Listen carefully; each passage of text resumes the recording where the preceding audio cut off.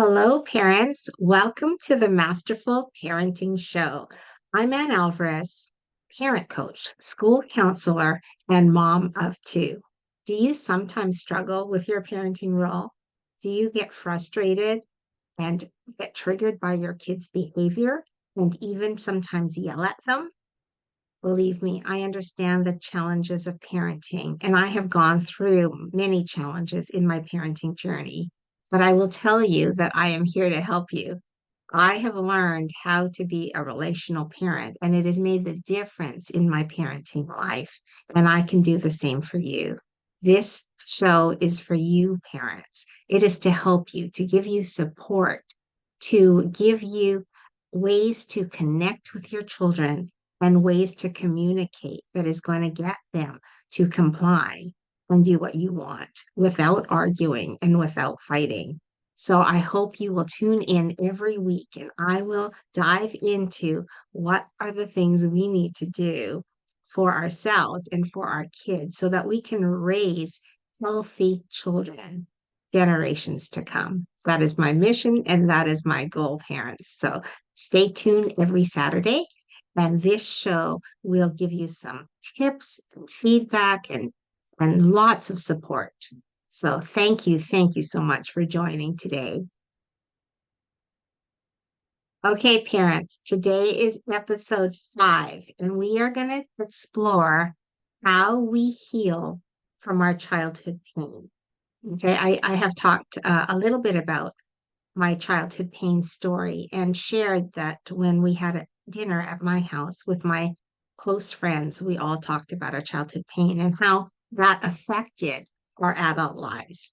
And so we made a commitment that night that all of us were going to do better than our parents did, and that we were going to heal our pain and learn how to be relational with our kids. And so that has been my mission ever since that night with my friends talking about our childhood pain.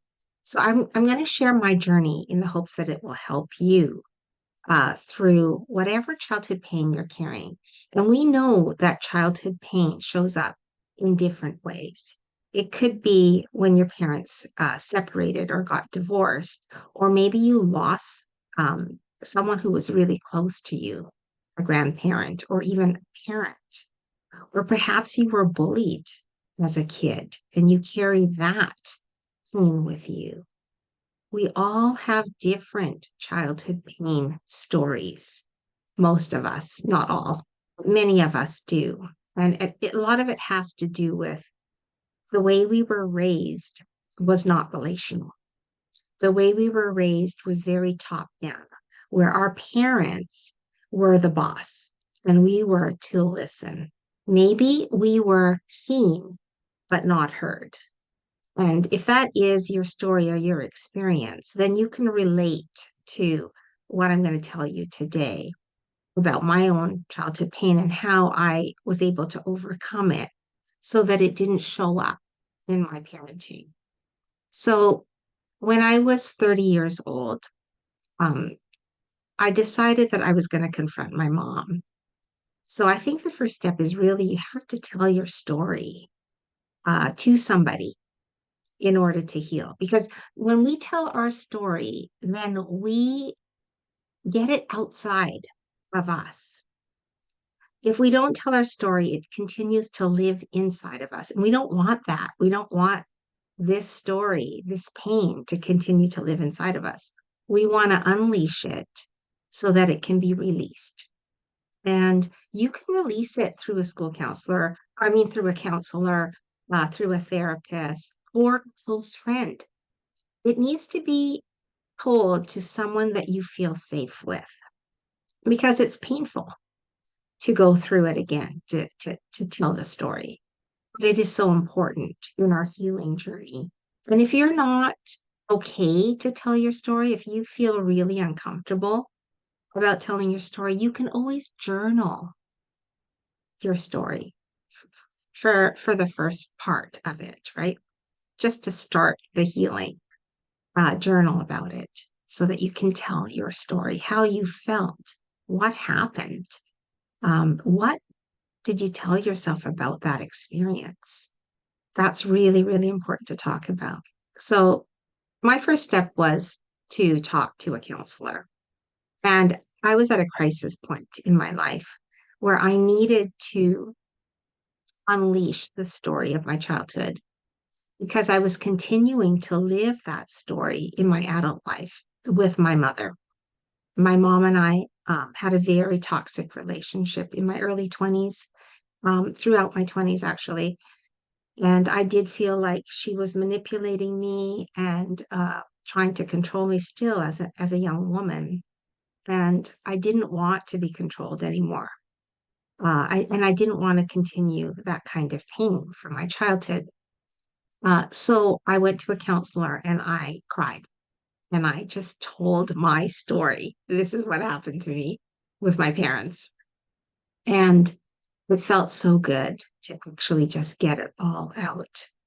But I also was questioning, like, why didn't my parents know that they were hurting me and my brother? Like, how come they didn't know that? And the counselor said to me, be grateful that you know, be grateful that you're aware. And I realized that awareness was so important in changing things with our own kids. And so after that counseling session, that was the start of my journey. And after that counseling session, um, I was able to release it a little bit more and understand that that story that I was holding on to was not about me. It was about my parents. And my parents couldn't give me what I needed. And I needed to be loved and validated. And perhaps they didn't experience that in their own childhoods. They grew up with parents who were not relational and they were seen but not heard, and their opinions didn't matter. And so the cycle repeated with my brother and I, but it was worse, I think, than what they grew up with because there was actually abuse in my childhood with my parents.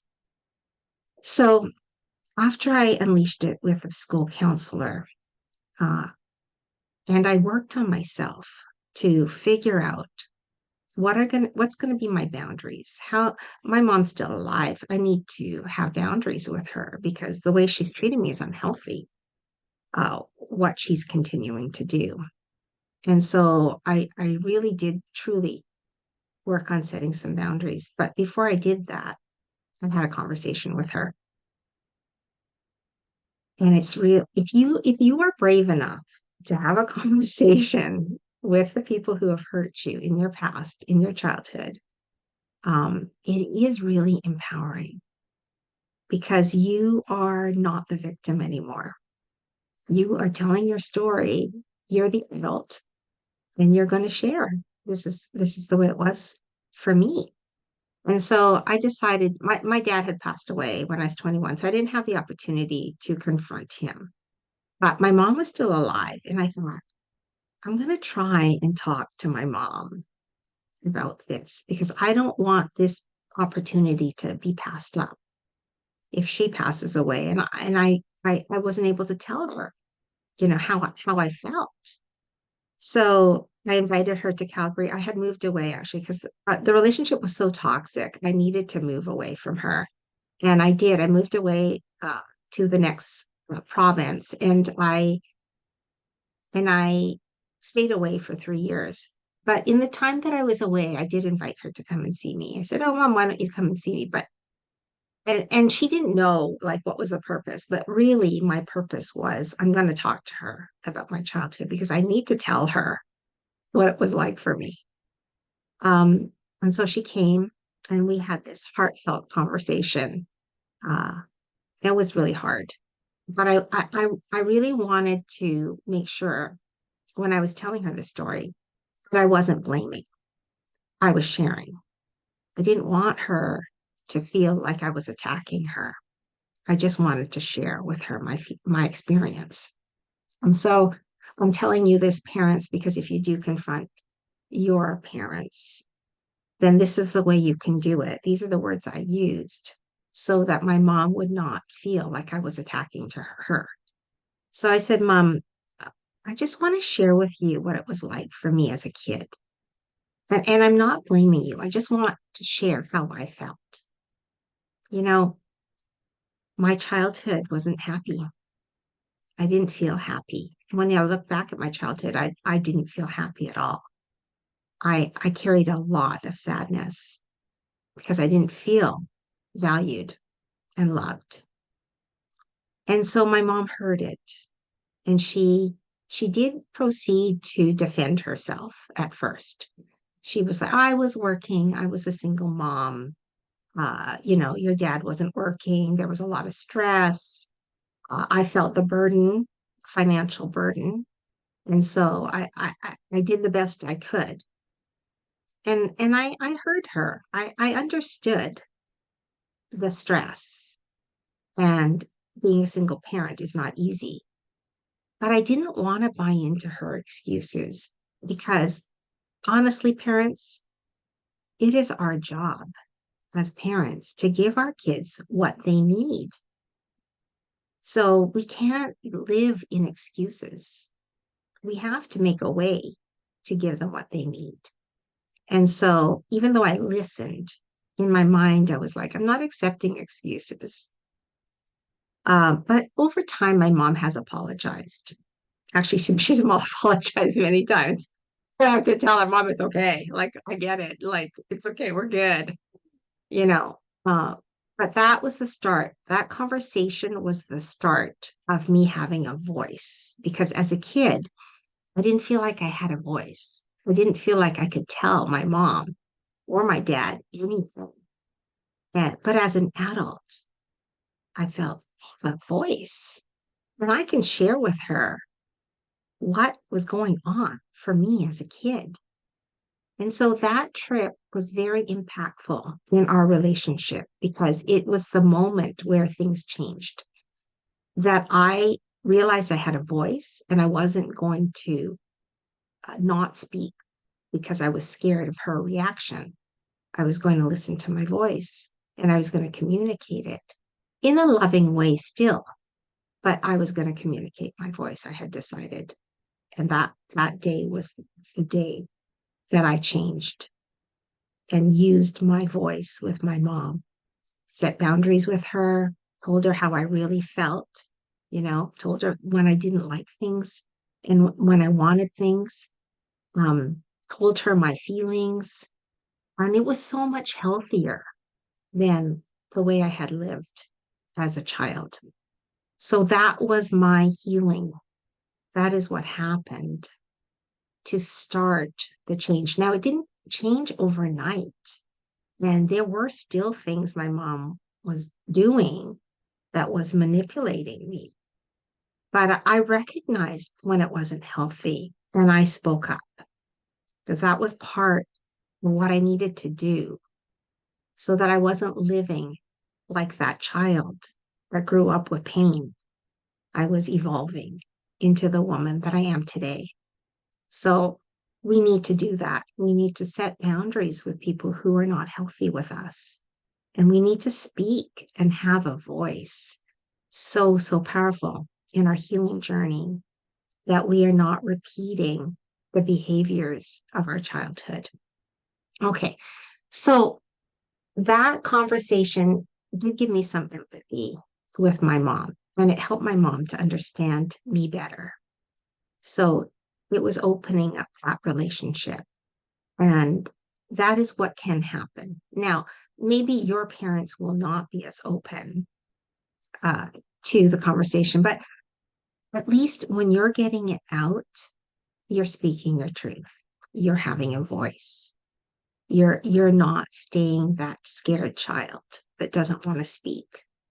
So it is really, really powerful to give yourself a voice about your childhood to your parents if you have the courage to do that. Um, and that helps us with our parenting journey so that our children will also feel like they can talk to us and tell us their true feelings and not hide it. That is so, so important. We step out of victimhood because we are in victimhood when we're children because we don't feel like we have any power. But now we're adults, so we don't have to be victims anymore. We can step out of that experience and become braver, have a voice, uh, and not be stuck in victimhood. And maybe even think of ourselves as survivors and thrivers instead of a victim. So when we have to talk, like the part of the healing journey too is just changing your story. Because when you were a kid, you told yourself things. You said, my parents don't love me. I'm not valuable. I have no voice. These were the things I told myself growing up in a very dysfunctional home life. And I carried those messages with me in my adult life and attracted unhealthy relationships because that was my experience as a kid. But we don't have to do that anymore. Like once we recognize that wasn't actually healthy, the way I was being treated, and it wasn't about me, it was about my parents. My parents couldn't give it to me, and I deserved it. I deserved to be loved. I deserved to be valued. I deserve to have a voice. Then we can let go of the pain because we are changing our identity. We are changing our thoughts about our childhood. It's no longer, I'm not valuable. It is, I am valuable. I am worthy. And I should have been loved as a kid. So that's the power of changing our thinking about our childhoods, because then we will no longer be victims in our lives. All right. So I just want to share with you a very, very important lesson that I learned from a very famous psychiatrist, Austrian psychiatrist. His name is Viktor Frankl. Uh, he wrote uh, he wrote a very good book, a Man's Search for Meaning, and he is a survivor of the Holocaust. But he's also a renowned psychiatrist, and he learned some really, really valuable lessons with his experience um, in the concentration camps in during the Holocaust time. But what really, really resonated with me is that he said that we need to find purpose for our pain. There is purpose for our pain. And it could be that we're going to grow and get better, or maybe we're going to have empathy for other people because we went through pain and we understand what that feels like. I know for me, I early on found purpose for my pain because I became a teacher. And I had this love for children when I was young, when I was a young adult, when I was a teenager. I used to babysit and I just loved kids. And so my way of finding purpose was I had a hard childhood, but I could be uh, a supporter in someone's young life because of the pain I endured. I understand it. And I can be someone's help, someone's encourager, the adult in that child's life that might be experiencing childhood pain. And so when I went into teaching, I really did gravitate towards those kids that I felt were suffering. And I didn't know their whole story, but I could tell by their body language and the way they behaved in the class that maybe they were going through things. And then one story was I had a student who she had her hair right done for days uh, from day one. And I said to myself, here's a child that doesn't feel good about herself. And so I was very intentional every day to find something good to say to her. Uh, the whole year. It was like, well, you're amazing. Wow, you did that art project. Anything I could find to lift her up, because that is my purpose for my pain, is to lift people up who have gone through pain. That's what I found was my purpose. And uh, I'm really happy because by the end of the year, her hair was off her face and she was smiling and she was feeling good about herself. And that's how we find purpose for our pain. We can do the same thing with our children. We can lighten their lives. We can bring light into their lives with our words, with our actions, with our love. And in that way, we're not repeating the cycle. And instead, we're developing very good relationally connected children who are going to be healthy with their own families when they're adults. And that's what we want. We want our kids to be healthy, but we have to be healthy. And that's why it's so important that we have to heal our pain, tell a different story, tell our story, and then tell a different story. Because you were a child and you didn't have power. So it wasn't about you. It was about the adults in your life that were not able to give you what you needed. But you're worthy. That's the story. You're worthy of all that. As an adult, you're worthy. You suffered. And so you deserve to be happy. Your suffering as a child does not have to continue in your adult life. And you can live fully, fully healed, fully joyful. Um, feel good about yourself. Feel worthy. And you can give that to your kids. Once the healing has happened, you can give your children what you didn't get in your childhood. And that is also part of the healing journey because you're giving your kids what you didn't get. And that feels good. You're like, I'm not repeating the cycle of pain. And instead, I'm raising children who are going to be healthy and healthy with their own children, generations to come. That's how we change the world. So we have to heal our pain, parents. We have to tell our story, and then we have to reframe our story so that we're not victims, that we're victors, survivors, and thrivers in our adult lives. And that we, because we suffered as children, we find joy every day in our lives because we don't have to live in pain anymore. That's the message, parents. I hope this episode has helped you. If it has blessed you or helped you in any way, I would be so grateful for a review. If you can follow me on Masterful Parenting on YouTube, on Facebook, and I also have a podcast on Masterful Parenting. And tune in every week. We're going to do some deep diving and you're going to get the support you need in your parenting journey. I so appreciate you, parents. Love to all of you. I know we're all trying and we are all doing our best. So be good to yourself, be kind, and take care of yourself. Thank you. Love you, parents. Bye bye.